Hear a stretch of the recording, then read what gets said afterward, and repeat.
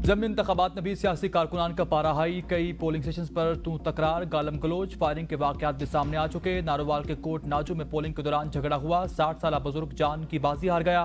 Polling का अमल बंद कर दिया गया। फिरोजावाला लाहौर में भी गोलियां चल गईं।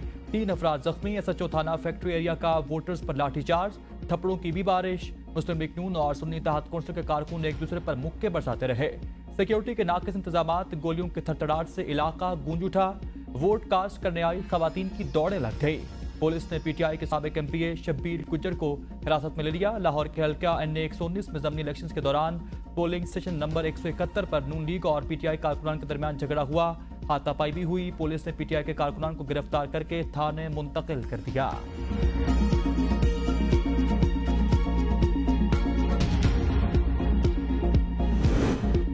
मुल्क भर के 21 हलकों में ज़मीनी इलेक्शंस के लिए पोलिंग जारी। 5 कौमी और 16 सूबाई नशिस्तों पर 191 उम्मीदवार मद्दे मुकाबिल। 25.5 लाख से जायद वोटर्स वोट का हक इस्तेमाल करेंगे। कौमी असम्बली की 5, पंजाब असम्बली की 12, खैबर पख्तूनख्वा और बलोचिस्तान असम्बलियों की 2-2 जबकि सिंध असम्बली की 1 नशिस्त पर वोट डाले जा रहे। पोलिंग बगैर किसी वक्फे के शाम 5 बजे तक जारी रहेगी। सिक्योरिटी के फुल प्रूफ इंतजाम किए गए। पंजाब और बलोचिस्तान के चंद अजला में मोबाइल फोन और इंटरनेट सर्विस भी मुअत्तल। पुलिस सिक्योरिटी के पहले, सिविल आर्म फोर्सेज दूसरे, जबकि पाक फौज के एहलकार तीसरे हिसार में फराइज अंजाम देंगे।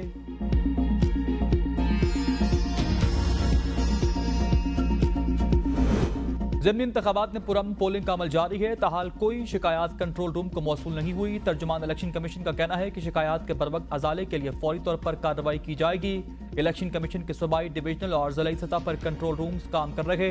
अवामी ज़मीनी इंतखाबात के सिलसिले में शिकायत के इंदराज के लिए सेंटर के अमले से रब्ता कर सकते हैं। कंट्रोल रूम पोलिंग के दिन और नताइज के मौसूल होने तक 24 घंटे काम करेगा। कमिश्नर लाहौर मोहम्मद अली रंधावा ने कहा कि ज़मीनी इलेक्शंस के लिए पोलिंग अमल बाकायदा जारी है। सिक्योरिटी मुकम्मल है। पोलिंग स्टेशन पर CCTV मॉनिटरिंग भी की जा रही है।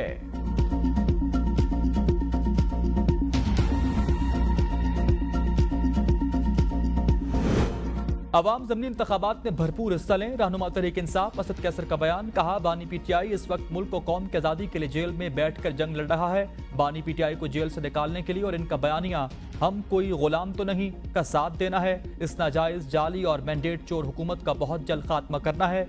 वोट डालने के बाद RO ऑफिस के सामने बैठकर फॉर्म 45 के मुताबिक फॉर्म 47 का मुतालबा करना है।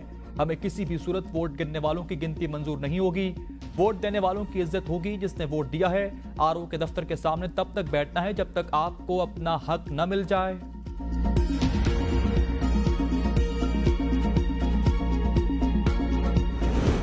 रवा साल सरकारी इदारों के नुकसान का हुजूम। 10 खरब टैक्सेस बेस न बढ़ाई तो IMF का एक और प्रोग्राम लेना पड़ेगा। वज़ीर ख़ज़ाना मोहम्मद औरंगज़ेब की वाशिंगटन में प्रेस कॉन्फ्रेंस। कहा, IMF से जून जुलाई तक स्टाफ लेवल मुआहदे की ख्वाहिश है। IMF प्रोग्राम का हुजूम और दुरानिया क्या होगा, इसकी इनपुट बजट में दी जाएगी। बड़े सरमाकारों ने पाकिस्तान में सरमाकारी का इंदिया दिया है। सऊदी अरब पाकिस्तान में $5 अरब की सरमाकारी करेगा। कुछ ट्रांजैक्शंस आइंदा दिनों में हो जाएंगी। मुआशी ताल्लुकात की बहाली पाकिस्तान की बड़ी कामयाबी है। चीनी मार्केट तक रसाई के लिए भी काविशें जारी हैं। FPR निज़ाम में डिजिटलाइजेशन भी लेकर आ रहे हैं।